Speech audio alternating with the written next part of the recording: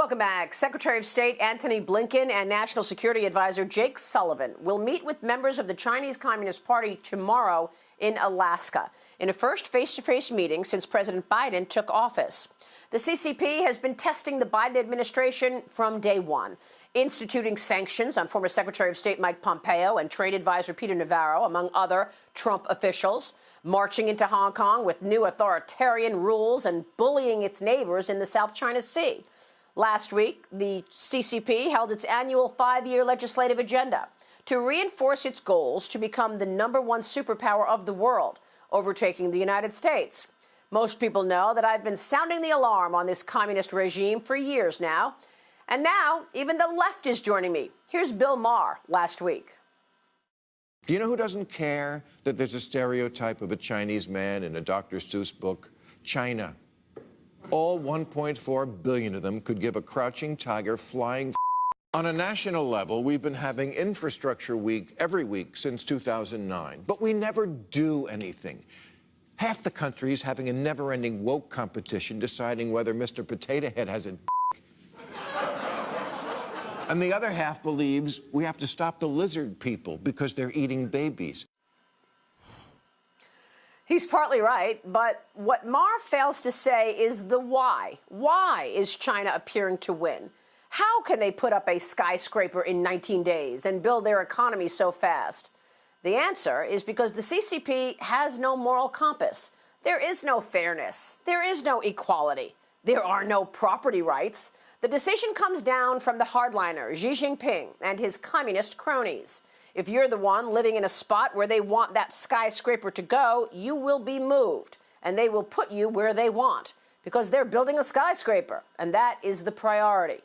And you should know that, and you should know how to show your loyalty to the CCP. If you do not follow the rules, well, then you could be sent to a re-education camp, or worse. The CCP has been very clear. The priority is returning China to its rightful place, overtaking America as the #1 superpower, economically and militarily, by the year 2049. They will do this through the Belt and Road Initiative, through civil-military fusion, and other avenues.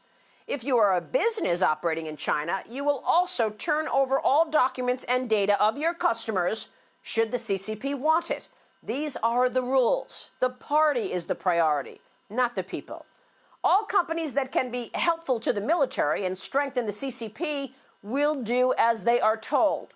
Civil-military fusion and the new national security laws are central to the communist regime's strategy. If you criticize the CCP, you are subject to jail. If you do not adhere to the rules, you may be disappeared and trashed in the state-run media. We're all still wondering, what happened to Chinese billionaire Jack Ma, the founder of China's jewel Alibaba? He had his gigantic IPO of the Ant Group scrapped, and then Ma himself was not seen publicly for 2 months after making the mistake of criticizing the CCP's financial services rules. We do not know what happened. We do not know if he was learning obedience. This is an important angle to understand for all of those U.S. companies who are right now gearing up to enjoy the licenses that they've been granted by the CCP to operate 100% owned businesses in China. Here's what former Attorney General Bill Barr told me about that last year. I was talking with one money manager the other day, and he said, look, Maria, I'm not going to call good guys and bad guys. It's not my role to call out good guys and bad guys. So, yeah, the growth is in China, and that's where I want to invest. Well, you know what? We're not speaking German today because the American business in the past didn't think that way. They stood with the United States. And all the privileges and the benefits and the stability and the rule of law and the ability to profit as they do, both as companies and individuals, comes from the strength of this country. Remember, when operating under communist rule, the foreigner is not in charge. You will never have 100% rule, not under Xi Jinping's leadership. The CCP has become more inward, more nationalistic under Xi than anyone expected during the past 50 years of engagement. The United States efforted a partnership with China during this 50-year engagement. The U.S. and the world ignored China's broken promises and their efforts to steal from the West. Our leaders thought maybe the CCP will see the benefits of democracy and freedom in Hong Kong and come to the middle, open up their markets to foreigners, encourage free and fair trade, adhere to the rules of the global road. That has not happened. The opposite has occurred. China bullies its neighbors, steals to win, and commits genocide on its people, according to both Secretaries of State Mike Pompeo and Anthony Blinken. The other thing not mentioned by Maher is another reason for Beijing's success. They apparently steal it.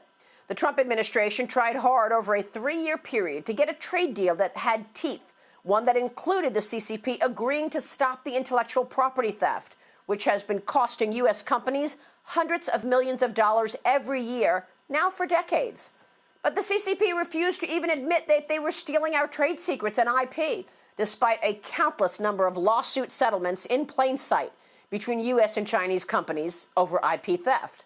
How can you get them to stop stealing when they won't even admit to doing it? Hopefully, the Biden administration understands all of this and will not allow Beijing to continue taking advantage of the U.S. and the free world.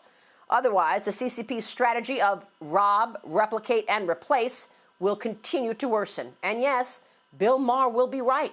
We will have lost to the China empire, or more precisely, democracy and freedom will have lost. And the result will be felt by all Americans. Do you really believe that your children and their children will have the same opportunities that you had growing up in a world where the Chinese Communist Party is the leading superpower of the world? Where surveillance and a government-issued personal score will dictate whether or not you can even board a train?